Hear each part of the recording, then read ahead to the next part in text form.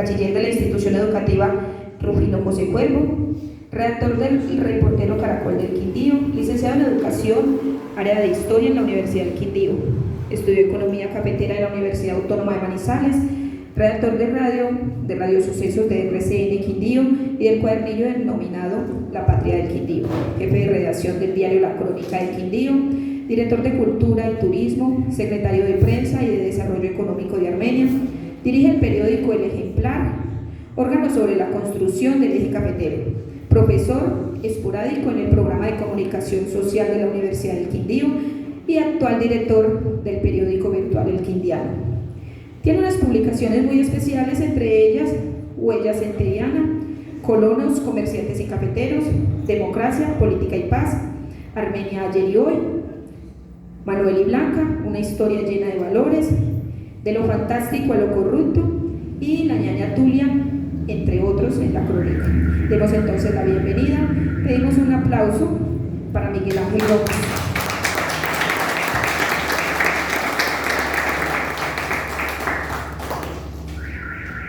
Nos acompaña el maestro y creador de este gran libro, Gonzalo Osorio, bachiller de la institución educativa Rufino José Cuervo, licenciado en Educación del área Lingüística y Literatura de la Universidad del Quindío, especialista en gerencia de instituciones educativas, tiene un diplomado en Dirección de Cine de la Escuela Nacional de Cine, primer puesto en el Cuento Rufino José Cuervo, primer puesto en el concurso departamental de Teatro Córdoba del Quindío, primer puesto en el Festival Tolimense del Teatro CREA.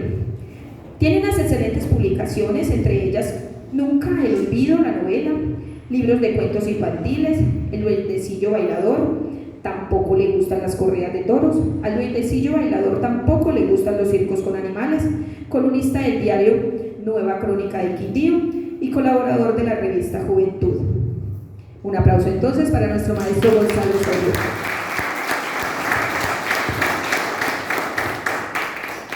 Con ello damos inicio entonces a este gran evento, no sin antes agradecerles por su presencia. Vamos a leer entonces un primer capítulo del libro maestro, si le parece bien.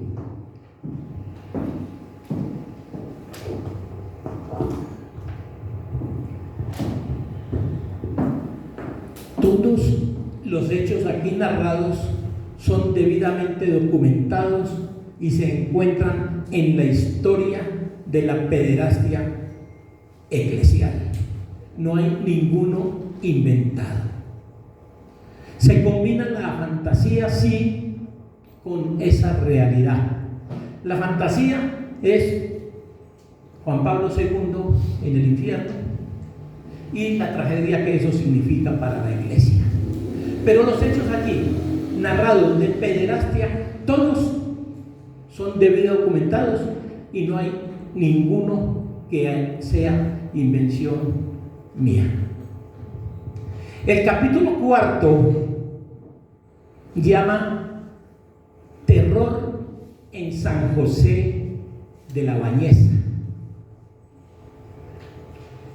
Uno de los últimos sufrientes, víctimas de ese terror en San José de la Bañeza, murió hace 2 años en medio de la droga, del alcohol, deshecho, porque no pudo con el recuerdo de su violación. Este es el capítulo.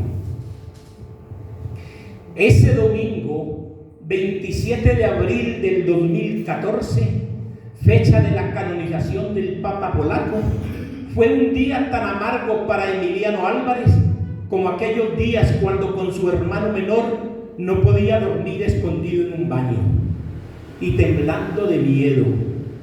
Oraba para que el cura José Manuel Ramos Gordón no lo encontrara. Desde su terror en el baño o debajo de la cama, aferrándose a sus cobijas, como si fuera un escudo, escuchaba ceremoniosos los pasos del cura, lo sentía subir las escalas, avanzar por el corredor del segundo piso, abrir la puerta del dormitorio y sentarse en la cama. El cura Gordón escuchaba el llanto del niño y eso más lo excitaba. Debajo de la sotana estaba completamente desnudo, y mientras el niño lloraba en el baño, él frotaba descontrolado su enorme pene. Luego iba hasta donde el niño tiritaba de miedo y lo llevaba alzado hasta la cama. Le arrancaba la pijama de un solo tajo y no le dejaba sano ni un centímetro de su cuerpo. Emiliano y su hermano sobrevivieron a las drogas y al alcohol, a los terrores de los curas y a la desazón de desnudarse ante su esposa.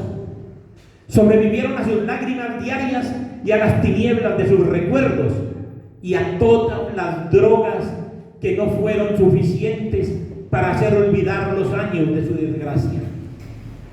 Emiliano y Javier, su hermano menor, sobrevivieron al silencio de la iglesia y a la complicidad con el abuso. Los niños crecieron en un pasado que no los ha dejado vivir su presente. Por eso, cuando Emiliano vio en la televisión la ceremonia de canonización de Juan Pablo II, no pudo aguantar más y le contó a su esposa. Sus días de horror en San José de la Bañeza. Abrazado a su esposa, empezó a escribirle al obispo de Astorga la historia de su vida truncada por los curas José Manuel Ramos Gordón y Ángel Sánchez Cao, reclamándole por qué la iglesia cerró los ojos y su llanto no fue escuchado en los tiempos de su violación. La carta que aquí voy a leer es propia, escrita por Emiliano Álvarez. Borrenes, domingo 27 de abril del 2014. Respetado Juan Antonio Méndez Fernández, obispo de Astorga. Yo, Emiliano Álvarez, con DNI 097-6547-6K, con domicilio en Borrenes, con la mano de mi esposa porque la mía me tiembla, quiero poner en su conocimiento los siguientes hechos ocurridos en el seminario San José de la Bañeza en los años 1977 y 1981. Me dirijo a su santidad porque es en quien solo confío. Los últimos acontecimientos me han hecho revivir mi experiencia y heridas que pensaba me habían cicatrizado.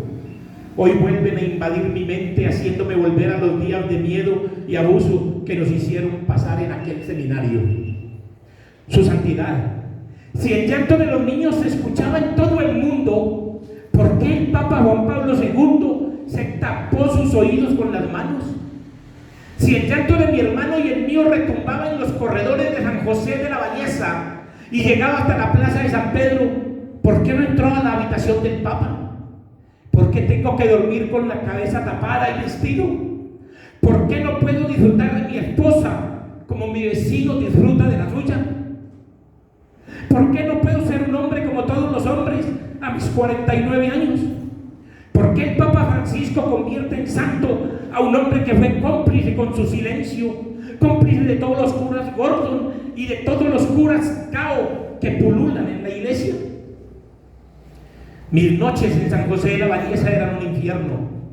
Cuando él terminaba se marchaba como había venido, en el más completo de los silencios, y mi hermano permanecía allí roto, lleno de miedo, intentando comprender y con la triste esperanza de que a la siguiente noche no volviera. Por desgracia, siempre volvía.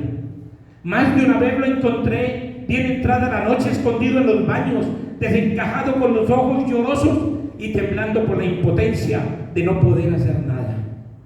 Recuerdo decirle, vamos a la cama, y él con los labios tiritando responderme, no, sé que él va a venir, para que no se repita, y porque espero que los que hemos estado escondidos y callados tras la vergüenza y con miedo, nos unamos y salgamos a decirlo en voz alta. Tolerancia cero. La verdad no se puede esconder. Emiliano Álvarez. Es el capítulo 4 de este libro y están documentados todos. Uno es de ficción, las apariciones de Juan Pablo. Y el siguiente es de alguien que fue abusado con el silencio y la permisividad de Juan Pablo II. Buenas noches. Bueno, yo quiero decir que he leído dos novelas. Una ¿cuánto hace que salió la primera novela? 10 años. 10 años, ¿cierto? De Gonzalo, la primera novela. ¿Cómo es que es el nombre? Se me olvidó. Nunca lo olvido. Nunca lo olvido. Me atrajo muchísimo, muchísimo porque recorre muchísimos lugares de Armenia y también del departamento del Tolima. Y en ese momento yo le dije a él, hombre, esa novela la lee uno rapidísimo, en un 2x3, como se dice popularmente, porque usted es un narrador intenso. Es decir, tiene Gonzalo un ritmo en la narración maravilloso. Uno lee muchas novelas, yo pues he tenido la fortuna de leer muchas novelas, y lo que encuentra es que a veces usted no halla el ritmo suficiente para seguir leyendo, sino que se va cansando y la va abandonando, y luego la retoma y como que no es capaz porque no tienen ritmo. Las novelas de Gonzalo tienen un ritmo maravilloso. Yo les recomiendo que si usted toma el libro y lee el primer párrafo, no va a parar de leer, por ese ritmo que tiene tan maravilloso, una forma de escribir extraordinaria. Yo, inclusive, que he escrito tantas cosas, me parece que a veces me queda muy difícil escribir de esa forma tan maravillosa que atraiga al lector, que lo lleve, que lo inunde y que rápidamente usted se enamore de la lectura.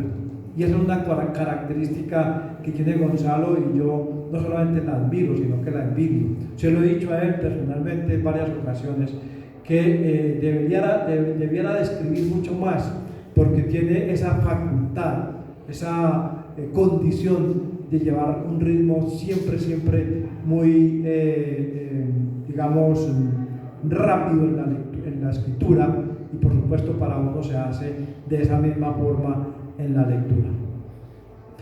Este libro que me pareció maravilloso, alguien me preguntó que si hace unos 15 días o un mes me preguntó que si ya lo conocía, y ya lo leí, prácticamente lo leí en 2 noches, después de los afanes que trae un periódico digital en el que se trabaja mucho por la noche. Periódico digital como de nosotros, el quindiano, se trabaja muchísimo entre 5:30, 6:30 de la noche hasta las 10, 10:30, 11, y a esa hora paramos, o yo paro y leo más o menos 1 hora y media o 2 horas. Así es que me estoy acostando como entre 12:30 y 1 de la mañana. Entonces lo leí en 2 noches, pero fueron 2 noches aceleradas, ¿cierto? Con ese ritmo tan maravilloso que Gonzalo le pone a su escritura. Y hay una cosa que me pareció fantástica, y fantástica es porque, si bien es cierto, como él lo dice, la mayoría de los hechos que él narra son hechos tomados de la realidad, ocurrieron en el mundo. Además, porque en la novela él da unos saltos maravillosos e increíbles de hechos sucedidos en Europa, en Estados Unidos, en Argentina, en Colombia, todos relacionados con la pederastia, con el abuso de los niños por parte de los sacerdotes. Hay un hecho que conduce, que es un hálito conductor de toda la novela, y es una mujer que se llama María de los Milagros, no me equivoco, ¿cierto? Mami, María de los Milagros, Mami, que voy a contar un poquito aquí cómo empieza, que está en su cocina en un pueblo de Antioquia, una finca o un sector de un pueblo, y está cocinando algo en una sartén, y de pronto ve que la sartén sale como una llama, y ella va a apagarla, la coge del mango, la sartén, y se le queda la mano pegada, ¿cierto? Y no es capaz de despegarla, ¿cierto? Y de pronto mira la sartén, y en medio de la humarada y de las llamas ve ahí a San Pablo, a Juan Pablo II, al santo, ¿sí? Lo ve ahí y ella trata de zafarse y no se zafa y no se zafa, y entonces empiezan a venir los familiares y los vecinos y la romería y la gente, y todo el mundo llega al pueblo a mirar cómo se apareció el Papa en la sartén de Mami, de María de los Milagros. Y va llevando y va narrando todas las atrocidades que cometen los sacerdotes en cada uno de los lugares del mundo que ya mencioné, y que los toma él de la realidad. Y cuando vuelve a hablar de Mami, de María de los Milagros, ella sorprendentemente está como muerta, pero se va rejuveneciendo. Y cada vez que va narrando cada capítulo y que pone inclusive a Juan Pablo II en el infierno, y hace ir a Francisco, el Papa actual, al infierno a conversar con el propio diablo, con el propio Satanás, y vuelve otra vez donde Mami, la narración, ella se va rejuveneciendo. Y bueno, eso le da un hálito muy hermoso a la novela, porque hace que uno siga sin descansar a ver a dónde va a terminar, qué va a pasar con la ida del Papa Francisco al infierno a conversar con el diablo sobre el tema de Juan Pablo II, sobre la santificación, ¿cierto? Y bueno, y todo esto para contarle a la gente qué es lo que realmente el libro le cuenta a la gente, cómo han sucedido dos o tres cosas digamos extraordinarias por la maldad que hay en ellas, como es las violaciones de los niños, pero también cómo sucedió la santificación de un papa como Juan Pablo II, sabiendo que guardó silencio absoluto y total sobre lo que sabía alrededor de esta atrocidad que ocurrió en el mundo. Quiero preguntarle entonces, para que empecemos el conversatorio, a Gonzalo Osorio, ¿cuál fue la razón que tuvo para meterse en este tema, un tema muy delicado, un tema que evidentemente yo no sé si los sacerdotes y el obispo y el nuncio apostólico en Colombia y el obispo de Armenia lo habrán leído, pero yo creo que se está a punto de la excomunión, ¿no? ¿Cómo se te ocurrió escribir este texto? Primero quiero saludar a un gran amigo que tiene mucho que ver con el libro. Primero agradecerle a Miguel Ángel, que fue quien me llevó como columnista a la crónica.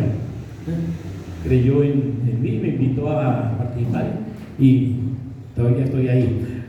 No, a un amigo que le quiero agradecer mucho porque fue el primer lector de esta novela, un lector muy riguroso, porque nada se gana uno pasarle el libro a alguien para que lo alabe. No, esa berraquera, no sino nada. Cuando se lo pasé, le dije: hermano, yo quiero que usted destruya este libro, y cuando me llame, dígame: Gonzalo, acabo de tirarlo a la basura. Bueno, menos mal no fue así, pero sí se metió y peleó con el libro, hizo una cantidad de sugerencias rigurosas. Su visión de la literatura, que es muy amplia, a pesar de que no estudia literatura, es un médico. Y quiero saludarlo y agradecerle al doctor, al médico Carlos Ernesto Rosso Flores, que aquí nos acompaña. Un lector riguroso, como lo fue también un amigo poeta de Medellín, estudiante de la Universidad del Quindío. Manuel lo conoció y lo conoce, Federico Taborda. Saludo también a Manuel, mi profesor en la universidad. A Javier Roa, compañero de estudio en la del Quindío, estudiamos literatura. Los conceptos que ellos emitieron antes de decidir publicarlo. Yo creo que el peor de todos los delitos y es mi opinión personal, es la violación a un niño. Por encima de cualquiera, por encima del asesinato, por encima del secuestro, por encima de lo que sea, no pueden tirarse la vida de un niño. No pueden. Entonces, a sabiendas de que existía en el mundo la conspiración del silencio, porque así se llamó la época de Juan Pablo II, la conspiración del silencio, era tan sinvergüenza, que propiciaba que donde había un cura violador, simplemente lo trasladaban de parroquia para que siguiera violando en otra parroquia.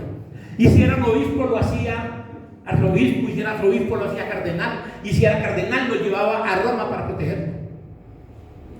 Y las víctimas le hacían llegar, porque le hicieron llegar toda la documentación, y nunca se pronunció. A eso se le llamó la conspiración del silencio.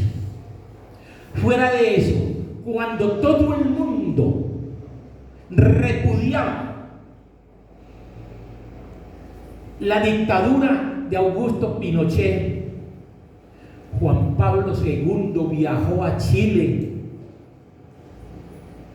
y, en contra de la voluntad de mucha parte del Vaticano, salió al balcón del Palacio de la Moneda en una foto que le dio rabia y llanto a todo el mundo, como era que iba a convalidar un régimen tan sanguinario y asesino como el de Augusto Pinochet.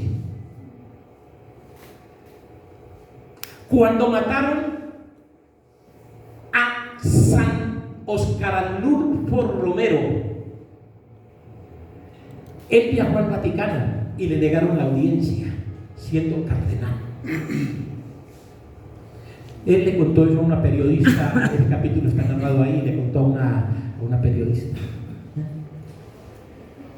¿Cómo lo recibió Juan Pablo II? Y ante todas las evidencias de los asesinatos del mayor Davison en El Salvador, lo único que le dice Juan Pablo II es: hijo, El Salvador es un pueblo católico, hay que conciliar los intereses de la iglesia con el gobierno. Esa manera. Entonces yo me pregunté, ¿a quién está santificando la iglesia?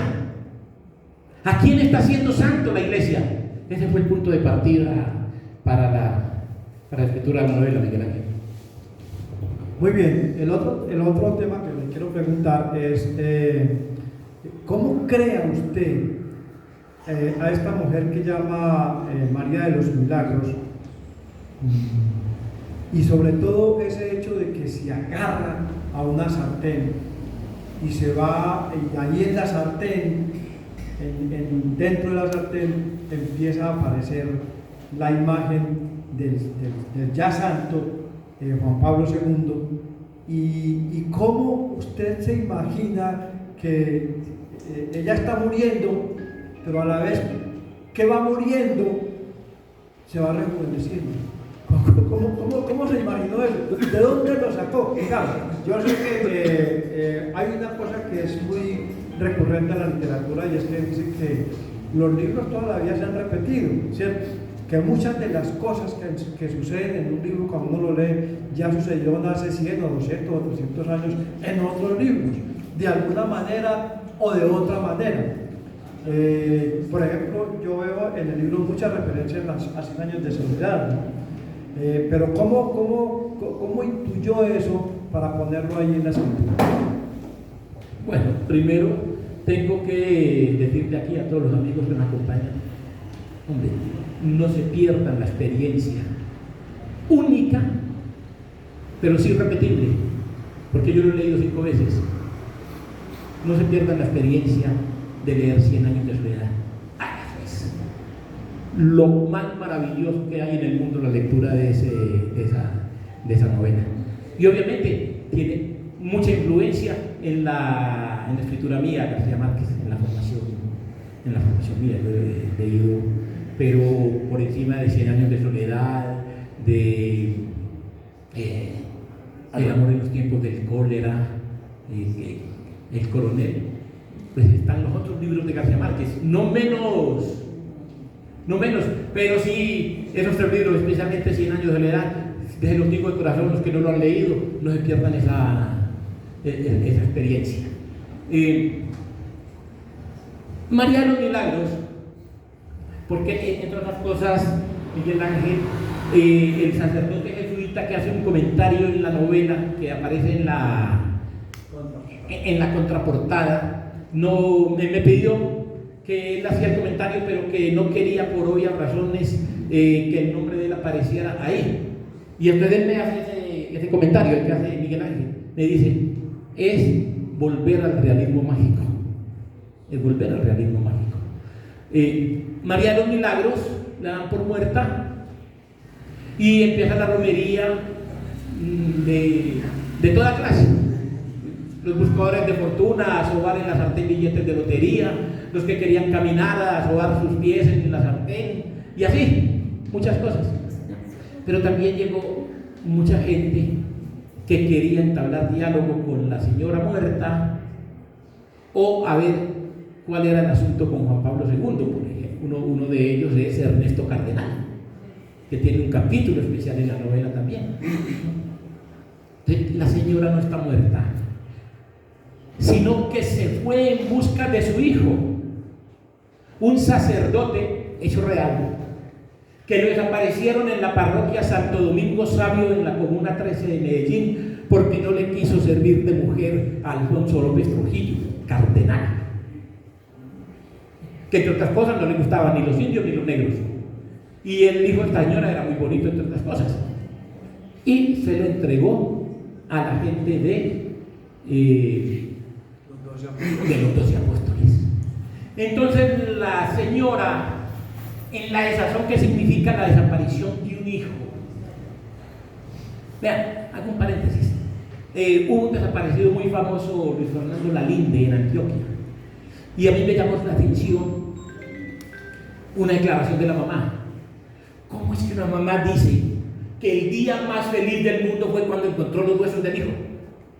¿Cómo es que me pongo feliz porque mi hijo está muerto? Pero no se encontró después de 17 años de lucha. Y dice, ese es el día más hermoso de mi vida. La señora María de los Milagros empieza en un regresionismo a buscar a su hijo desde la muerte, desde la supuesta muerte, en un proceso similar al de Benjamin Button. Muchos conocen el hecho de la película Benjamin Button. Y todo el mundo la da por muerta, pero ella anda en busca de su hijo y desciende a los infiernos, al tenebroso Hades de que hablaban los griegos. Y allí le pide a López Trujillo que le indique dónde están los huesos del hijo de ella. Cuando ella ya regresa con la información, están en un desayuno los hijos, están con el indio amazónico, una serie de personalidades ahí. Cuando ella se para y llega y se sienta al desayuno, que le sirvan el desayuno porque se va a buscar al hijo. Ese es el realismo mágico de que habla el sacerdote. Llega, están desayunando, entonces ya llega y se sienta. Y llega con el mismo vestido, todo el atuendo que tenía cuando le habían ordenado al hijo. Pero ella ya sabe, ya tiene las claves para llegar donde está su hijo. Este es el transcurso de la novela, es ese. Es decir, ella en busca de los huesos de su hijo, un hecho real. Y esto es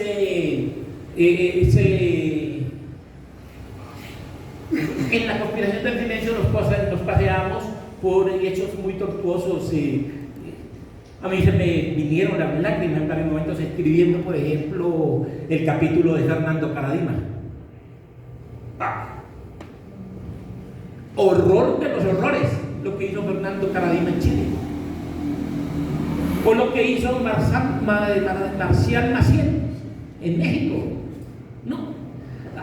Y la iglesia cayó todo eso. Esto es, el libro es, para adelantarme a Miguel Ángel, el libro es un llamado a la iglesia, no un ataque.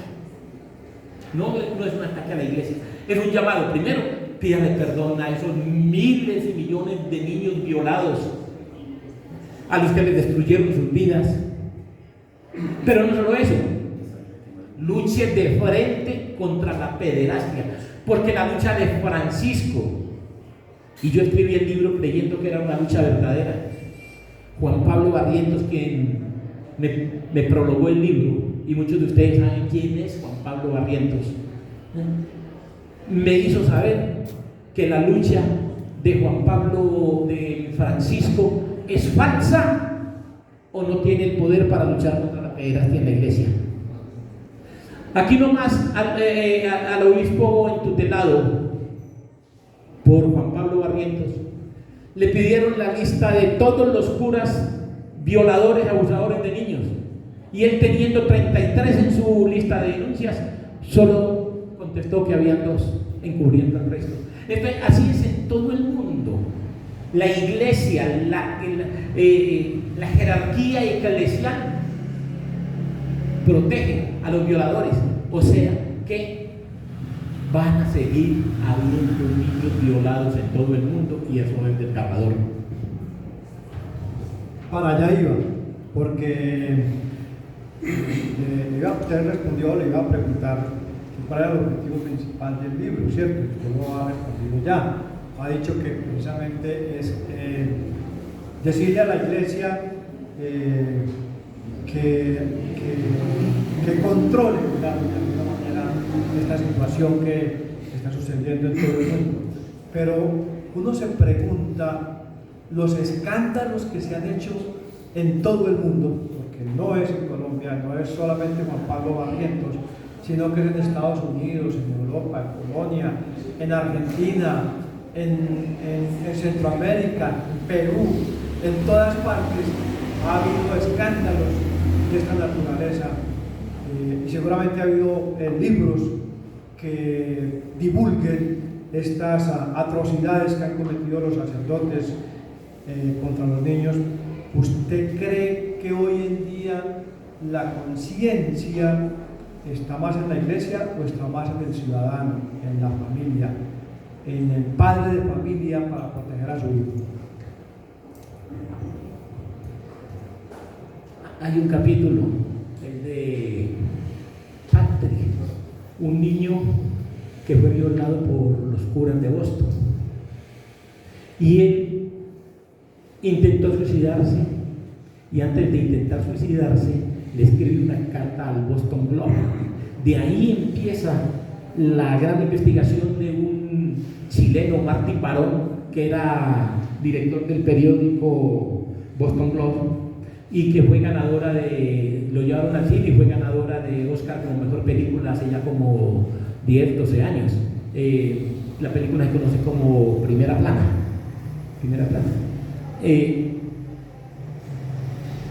El encubrimiento a la pederastia no es solo en la iglesia. Lastimosamente hay que decirlo, los fieles creyentes no creen en las denuncias que hacen sobre las violaciones en la iglesia.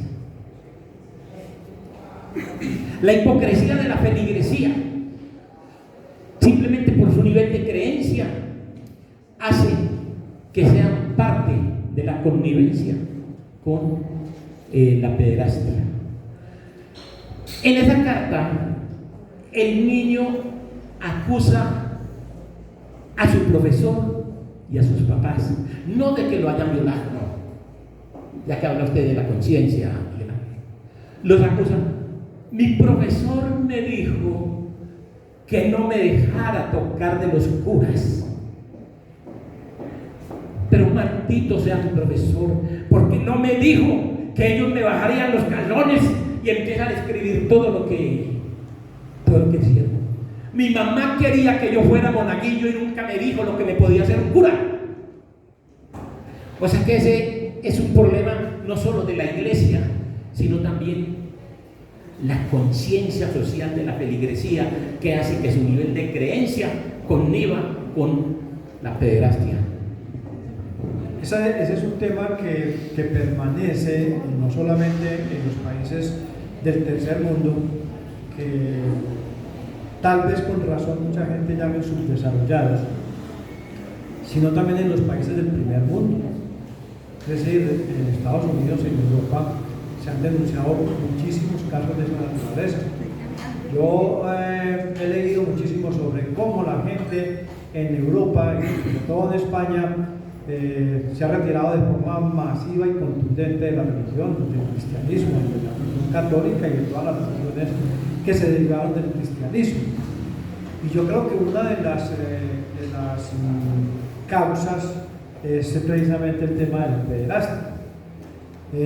La idea más rebatida, sin duda, y yo creo que tienen la culpa precisamente los propios sacerdotes y los propios pastores de la iglesia cristiana, porque aquí, y digámoslo con absoluta confianza, aquí lo que se ha denunciado mayormente es a los sacerdotes, es decir, a los pastores de la iglesia católica, pero también hay gran responsabilidad en las violaciones de niños y de niñas en los pastores de la iglesia cristiana, en las otras iglesias cristianas. Digamos que el cristianismo es uno solo.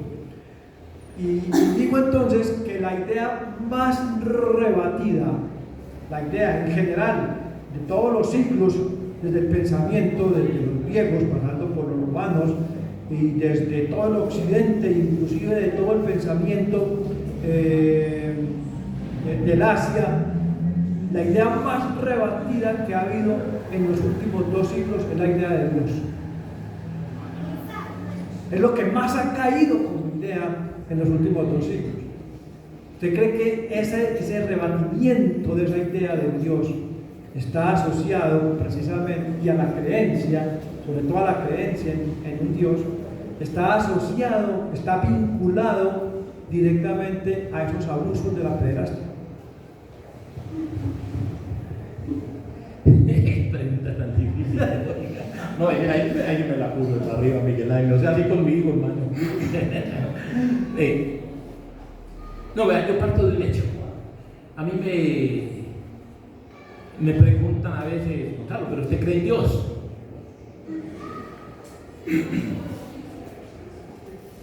Yo contesto con un verso de Horacio Guaraní, no, otro de esos folcloristas muy parecido a Horacio Guaraní, un argentino. Él dice, no, bueno,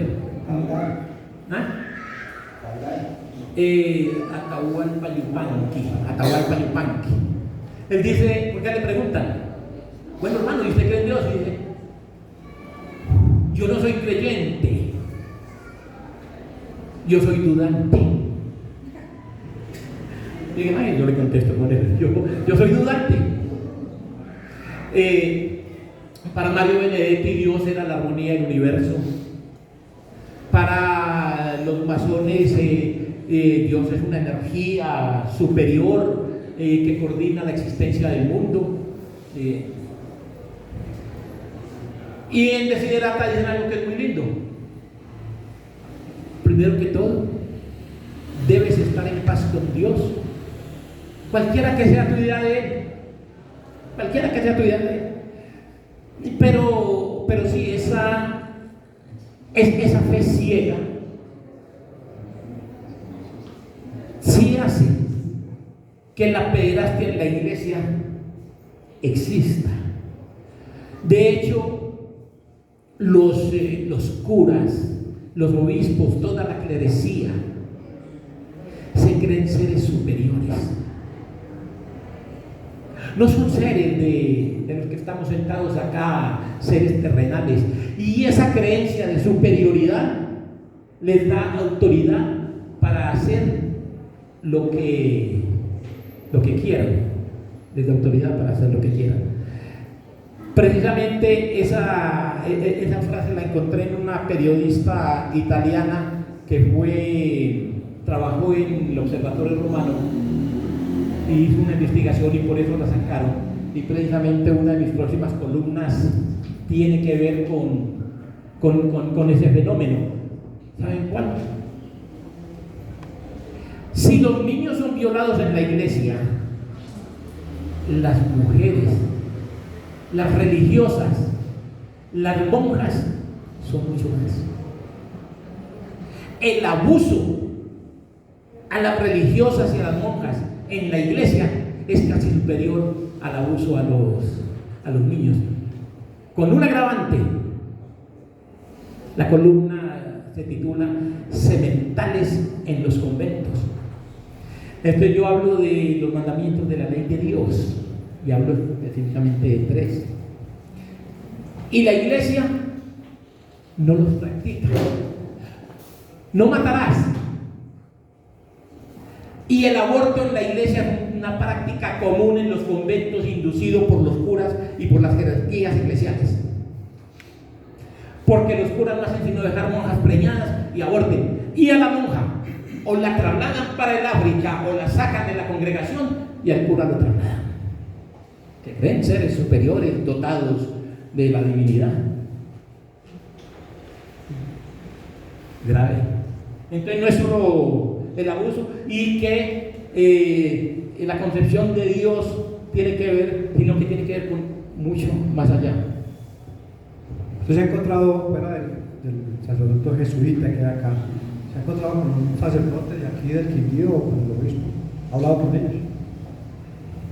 No he hablado con él, pero hay un sacerdote caleño que pronto viaja al Vaticano. Él ya tiene el libro en las manos, y él dijo: voy a hacer todo lo posible porque le llegue el libro al Papa Francisco. El papel, el que vean, si no están aburridos, les voy a leer lo que dice el sacerdote jesuita. El sacerdote jesuita dice lo siguiente: los acontecimientos aquí literaturizados son reales y están documentados. La forma fascinante como el autor mezcla la fantasía y la realidad me llevó al mundo del realismo mágico. Durante su lectura y aún después de ella, resuena el llanto de los abusados en nuestro corazón como el don don de un tambor, y sus lágrimas se convierten en las nuestras.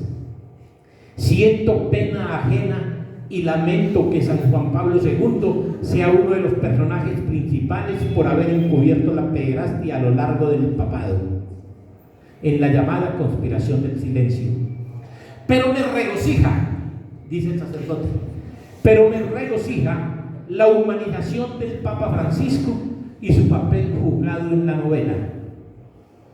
El Papa Francisco, ya lo decía yo, ahí estuvo un poco en desacuerdo el prologuista Juan Pablo Barrientos, pero de alguna manera el Papa Francisco sí ha luchado. Y yo le decía a Juan Pablo, de alguna manera Francisco sí ha luchado contra la pederastia en la iglesia. El mero hecho de salir a condenarla ya es un avance. Y Benedicto XVI fue uno que condenó al castigo a Marcial Maciel. Benedicto XVI perdió una junta con Juan Pablo II, estudiando el caso de Marcial Maciel, y Juan Pablo II cogió el caso de Marcial Maciel y lo metió a la gaveta, y Benedicto XVI, que en ese entonces no era Benedicto, sino Ratzinger,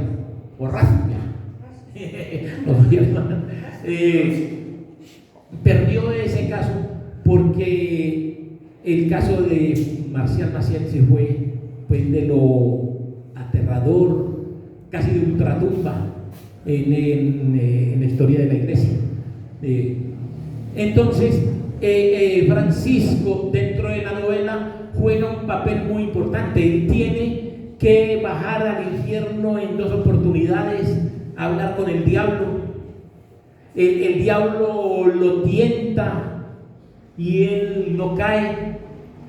Tiene que ir hasta Quimbaya, Francisco. Tiene que ir hasta Quimbaya a entrevistarse con Víctor Damián Rosso, y se entrevista con Víctor Damián Rosso para poder regresar al infierno, porque el dilema de la iglesia es: desantificamos a Juan Pablo y lo sacamos del infierno, y eso le acarrearía a la iglesia un gran problema, o dejémoslo en el infierno. No les voy a decir qué pasa, porque entonces no me compran la novela, hermanos. Para allá voy.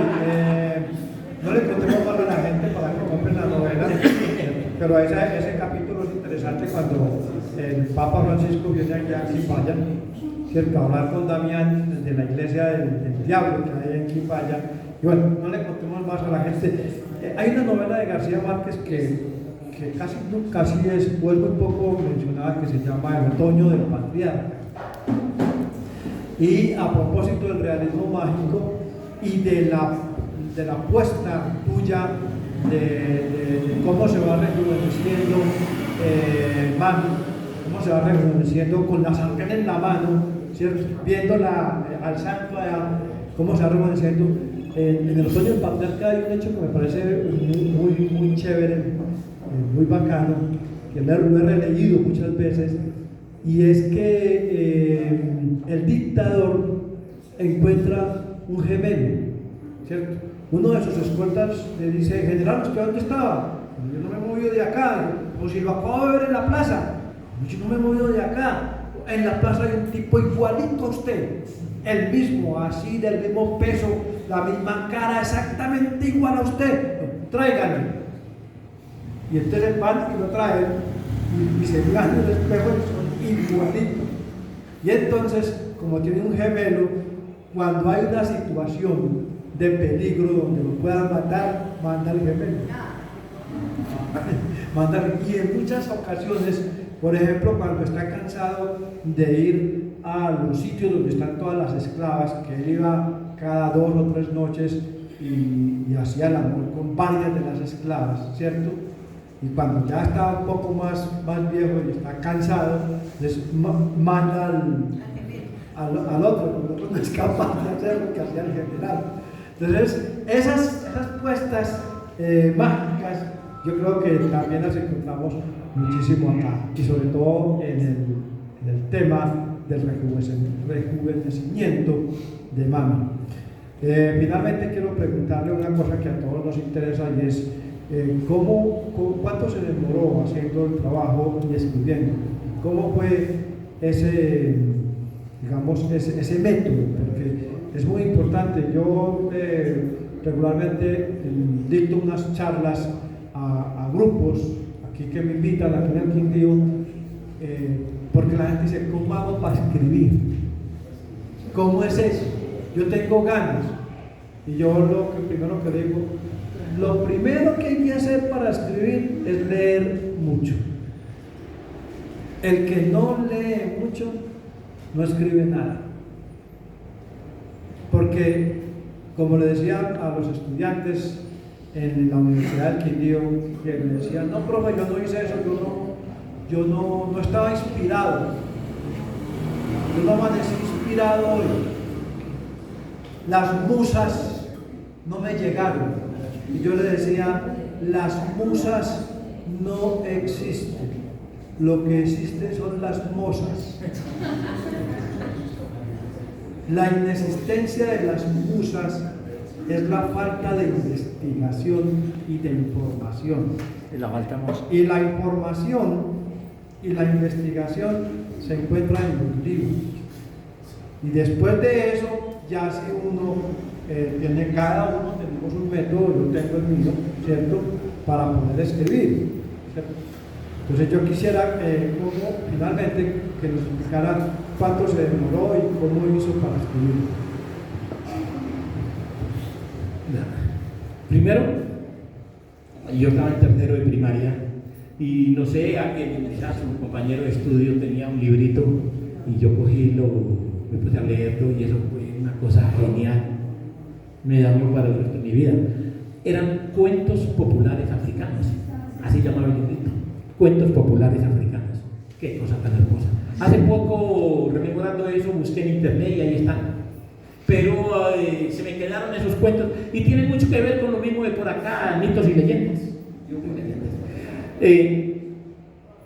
Y después, siendo joven, una hermana tenía un novio y a él le gustaba leer. Y una vez me prestó Auroras Violetas y eso fue de risa. Y leí El Quijote también prestado por él, siendo todavía muy muchacho. Yo dije: ole, esta gente cómo hace para escribir todas esas cosas. Y me gustó la lectura y seguí. Hasta estudiar literatura, que hay otros compañeros de estudio, mis saludos a Hernando. Yo escribí una columna titulada Un santo en el infierno, en el diario La Crónica, sobre Juan Pablo II. Me llovieron rayos y centellas, por lo que le decía ahora, la feligresía no acepta que a su cura le digan nada. Y pues desde la época, Manuel, desde la época de la universidad, que éramos guerreros, nunca nos asustó que nos dijeran nada. Íbamos para adelante. Entonces, seguí profundizando en Juan Pablo II y ahí surgió la novela. La empecé a escribir en una mesa, en un patio, en una finca en el Tolima, a orillas del Magdalena. No tenía el computador, no tenía nada ya. Un cuñado me prestó un cuaderno que tenía y un lapicero y arranqué. Porque hay cosas que se le vienen a uno así. Las musas. No, las musas. Pues cuidado, Miguel Ángel me tira. Y empecé escribiéndola allá y escriba con un gran problema, y es que la letra mía no la leo ni yo. Para pasarlo casi tengo que reescribir todo lo que había escrito. Fueron 2 años cuando ya la tenía en el computador, todavía un borrador. Llamé a Rosso, le digo cariñosamente así, al médico Rosso. Carlos, tengo una novela, mándemela, hermano. Se la mandé y después me dijo de todo. No, mire, no sé de dónde conocer de literatura porque no estudió con medicina. Fueron 2 años, y a veces uno cree que sabe mucho y no sabe nada. Conocí por casualidad un periodista pensionado del diario Occidente de Cali, corrector de estilo, y esto se le envié. Qué tipo tan intenso.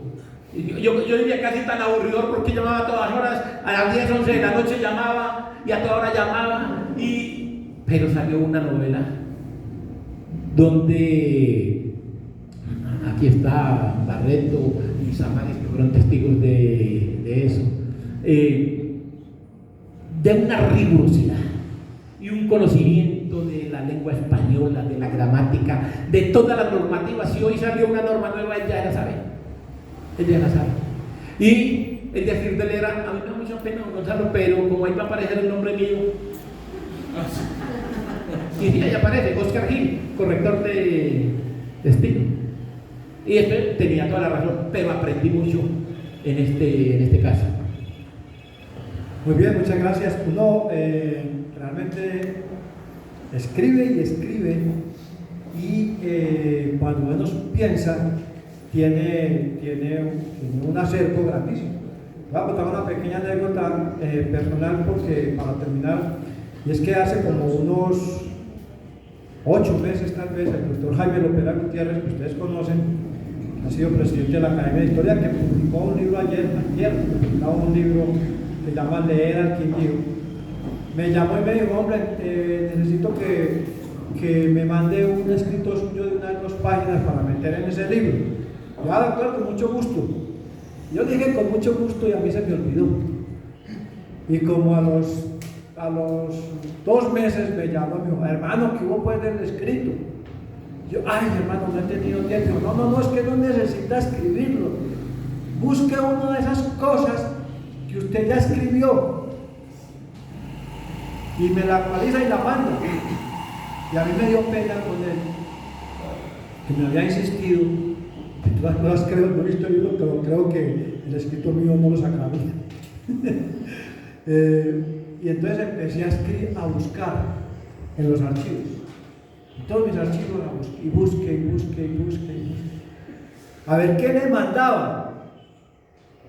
Y me demoré como 8 días buscando qué le mandaba y separando en una carpeta. Y me di cuenta que tenía un libro escrito y que yo no me había dado cuenta. De todo tenía, y entonces compilé las páginas, 250 páginas. Y que además había escrito un libro absolutamente novedoso, por pedacitos y sin darme cuenta, por artículos que me pedían, por cosas que me fui encontrando en sobre todo en los archivos, ¿cierto?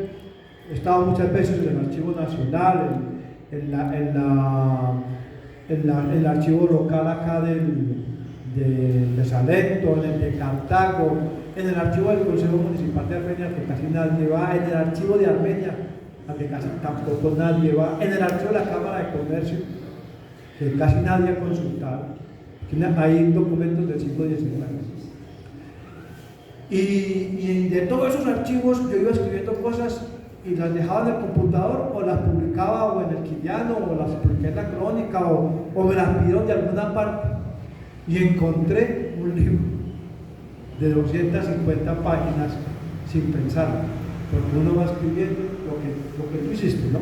Entonces escribiste una columna con el mismo nombre, Un santo en el infierno, y de ahí provino el libro. De manera pues que, compañeros, escriban, lean y escriban. ¿Hay preguntas? Cualquier apreciación. Perfecto, vea. Fernando. Ahora le dice. Me llama la atención que es se me una ha parecido el nombre de la Junta de Babilonia como un referente a este cambio, en el sentido que uno, de cierta manera, creería que ya todo se dijo en este libro, y como un libro de esa magnitud, como la Junta de Babilonia, se escribe en Colombia. Y pues claro que las tendencias son completamente de género, son diferentes. No, quería preguntarle del primer texto que yo leí, que se llamó, y precisamente alguien de su casa, se llamó El Pedro de la Reina. ¿Qué pasó con ese Pedro? ¿Cómo lo llamó? El día que la reina se tiró un pedo. Bueno,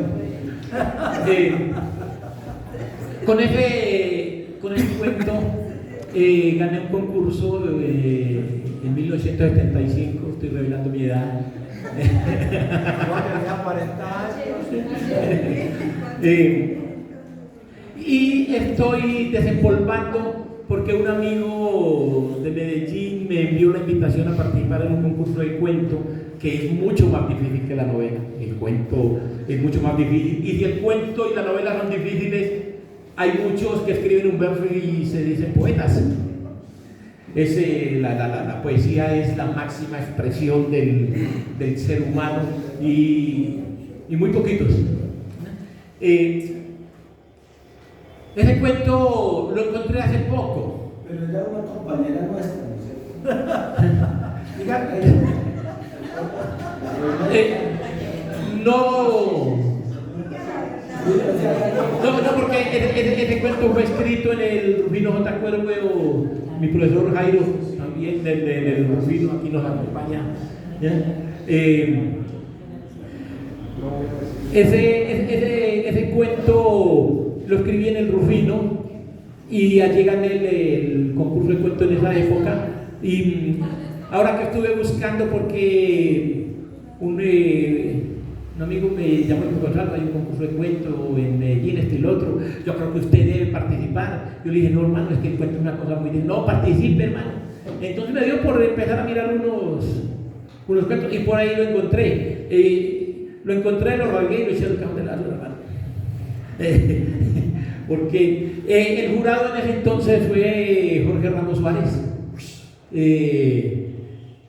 un gran escritor, también conocedor de la lengua, Gavilán, Guillermo Gavilán, y no recuerdo el tercer, Zaira Camargo, tercer jurado, y pues tuvieron a uno. En ese entonces, 1975, el premio eran 5.000 pesos. Imagínense, un poco de plata. Y ya María de aguardiente tomamos con eso. No, comprar unos libros y una botella de aguardiente, sí. Pero usted lo rompió y lo echó al cesto de la basura porque con la experiencia que tiene hoy el escritor se dio cuenta que el cuento era mal cuento. No era lo que tiene que ser un cuento. No era lo que... Pues no, obviamente tenía cosas muy bonitas y todo, pero no era lo que tenía que ser un cuento. No era porque oliera mal. No era porque... De hecho, por ejemplo, esa humanización de esta gente, ¿ya? Al Papa Francisco en esta novela le da diarrea. Pero una diarrea ni la berraca y no era para nadie. Y son las monjas detrás de él, pues, cubriéndole las miserias. Y cuando está santificando a Juan Pablo II, se sucede un milagro y él se desmaya sus propias miserias. Y ni los más avesados médicos, como el doctor Rosso, no los más avesados médicos de Policlínico Yemeni pueden curarlo a él. Y lo curan las aguas de hierbas medicinales de una monja, de mi santita. Bueno, los invitamos, ahí está el libro para que lo compren. ¿Cuánto vale el libro? Bueno, gracias. No, el libro tiene un precio de 45.000 pesos. Muy buena edición, gracias Carlos Arturo. Una edición hecha por un amigo, y lo confieso, no creí que fuera a quedar así. O sea que desconfía de usted, discúlpeme, hermano. Pero el mismo corrector de estilo en Cali al que le mandé el libro, y cuyo primo viaja al Vaticano, está en relación ya con Carlos Arturo para mandar imprimir libros acá en Armenia. La edición es muy buena, tiene un precio de 45.000 pesos, entonces espero que haya valido la pena la botada de corriente. Bueno, muchísimas gracias a todos.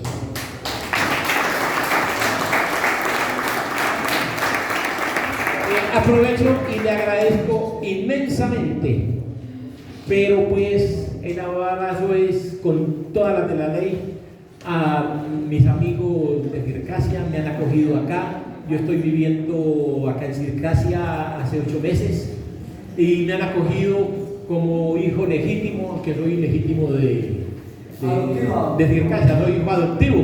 La gente del proyecto Robles, Nulvio y su gente, del SICSA es que llama, es un movimiento cultural, y a Sandra también, que es, no sé si decirlo o si lo digo. Sandra encabeza una lista muy afín al alcalde de Medellín aquí en Circasia, de la lista de independientes. Bueno, aprovecho y hago la cuña en agradecimiento a todos los que han hecho porque este acto sea posible, porque fueron ellos los que me dieron el ánimo que echara para adelante y hiciéramos la presentación.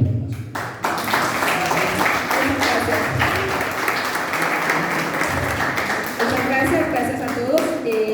Lo dice el maestro Francisco Umbral, es que escribir es la manera más profunda de leer la vida.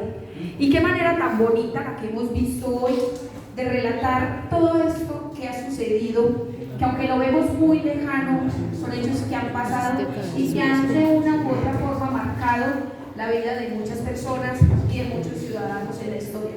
Ya lo decía el autor, y es que esto no es un ataque directo contra la iglesia, pero sí un llamado de atención a la iglesia, porque más allá de las religiones sí hay personajes oscuros que merecen ser investigados y que deben pagar por lo que han cometido con los ciudadanos y con quienes han estado cercanos a ellos.